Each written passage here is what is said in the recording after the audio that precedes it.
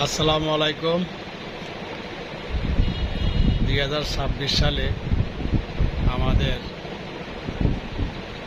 এই সপ্তাহে, একই সপ্তাহ বলতে 10 দিন 12 দিনের মধ্যে 6 জন লোক আমাদের মারা গেছে। আল্লাহ তাদেরকে বেহেশত নসিব করুক। তারা প্রত্যেকেই সামনে কুরবানি, অনেক আশা ছিল যে কুরবানি কিভাবে দিবে সেই চিন্তা ভাবনা ছিল, কিন্তু আজকে তারা দুনিয়াতে নাই। 6টা লোক। আশ্চর্য ঘটনা, এরকম কখনো আমার লাইভে দেখি নাই।